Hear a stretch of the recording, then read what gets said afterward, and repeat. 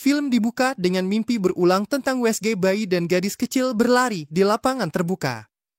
Matthew baru kembali dari perjalanan yang disebut ke Marseilles, langsung menghubungi putrinya Sarah, 12 tahun, melalui walkie-talkie.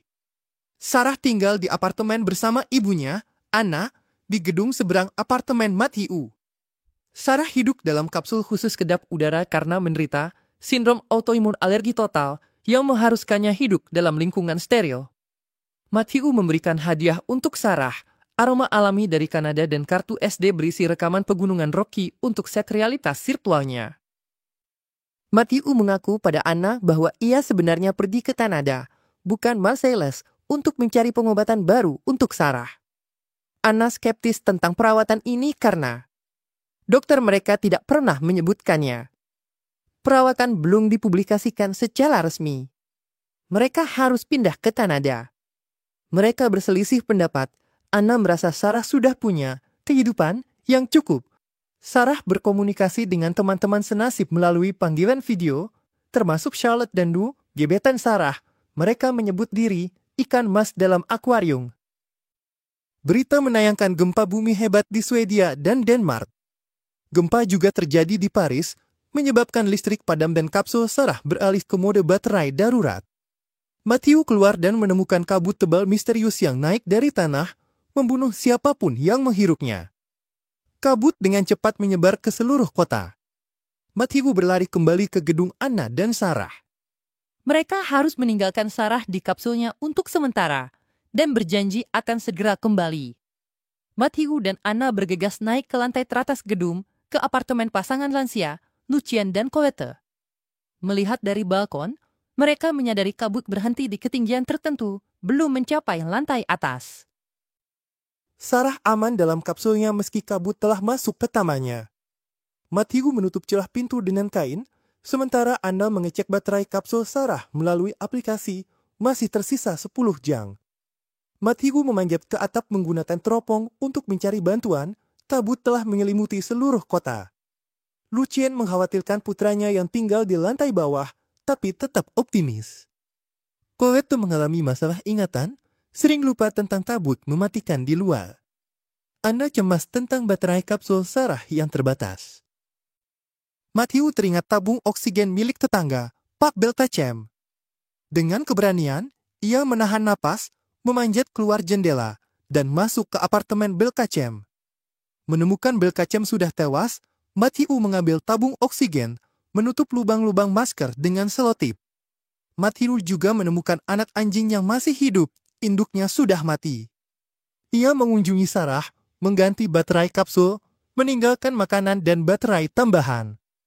Di luar gedung, Matthew menemukan banyak korban tewas dan mengumpulkan baterai dari mobil-mobil.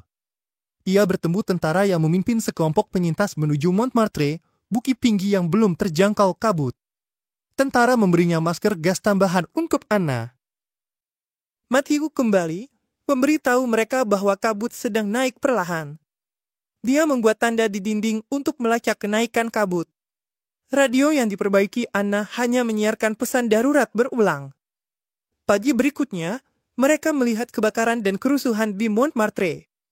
Mereka membuat rencana baru, pergi ke rumah Charlotte di mana Sarah bisa berbagi kapsul dengan temannya. Mereka membutuhkan pakaian hazmat khusus dari laboratorium untuk memindahkan Sarah dengan aman. Matthew dan Anna berangkat, singgah dulu ke tempat Sarah untuk menjelaskan rencana mereka. Sarah meminta mereka mengecek Nu yang tinggal di dekat situ. Di jalan, mereka dikejar anjing ganas dan terpisah saat melarikan diri. Matthew jatuh ke sungai Seine, sementara Anna berhasil lolos dari anjing. Anna berhasil mencapai laboratorium sementara Matthew menemukan pakaian hazmat di dalam van terbalik. Mereka bertemu di laboratorium, menemukan koper berisi pakaian pelindung yang mereka cari.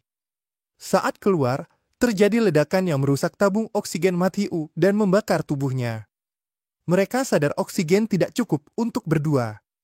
Matthew memaksa Anna mengambil tabung yang tersisa. Dia akan mencari jalannya sendiri melalui atap. Mereka berciuman penuh kasih sebelum berpisah.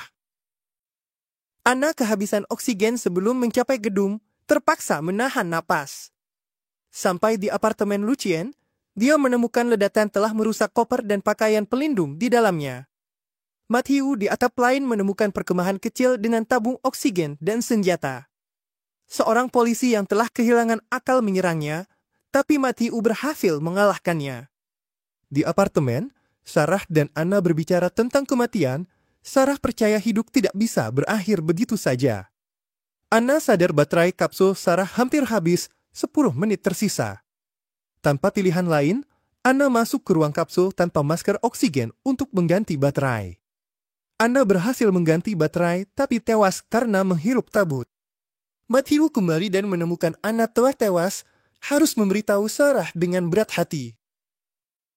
Gempa susulan mengguncang Paris, tabut mencapai lantai mereka. Matthew berencana mengambil pakaian hazmat yang ditemukannya untuk memperbaiki dan menyelamatkan Sarah. Lucien dan Colette memilih tetap tinggal, telah menjalani kehidupan yang baik, dan tidak ingin hidup tanpa putra mereka. Pasangan lansia itu bergandengan tangan di tempat tidur saat kabut merenggut nyawa mereka. Matthew berhasil mendapatkan pakaian hazmat, mengendarai skuter untuk kembali lebih cepat. Menghindari seorang anak yang tiba-tiba muncul, Matthew mengalami kecelakaan dan terluka parah di kepala. Kejutan besar, Sarah dan Lou muncul tanpa perlindungan apapun. Ternyata kabut tidak mempengaruhi anak-anak muda. Untuk pertama kalinya sejak Sarah lahir, Matthew bisa memeluk putrinya secara langsung. Matthew begitu bahagia hingga melepas maskernya sejenak untuk mencium kepala putrinya. Waktu telah berlalu, situasi berubah sepenuhnya. Kini Matthew yang tinggal dalam kapsul, sementara Sarah berada di luar merawatnya. Peran mereka telah berbalik. Matthew rela mengorbankan dirinya demi kebebasan Sarah. Itulah tadi alur cerita film A Breath Away. Terima kasih sudah nonton video ini sampai habis. Jangan lupa untuk like, share, dan subscribe channel Short Film untuk pembahasan film lainnya. Jika kalian ingin request pembahasan film silakan komen di bawah. Sampai jumpa di video selanjutnya, dan semoga harimu menyenangkan.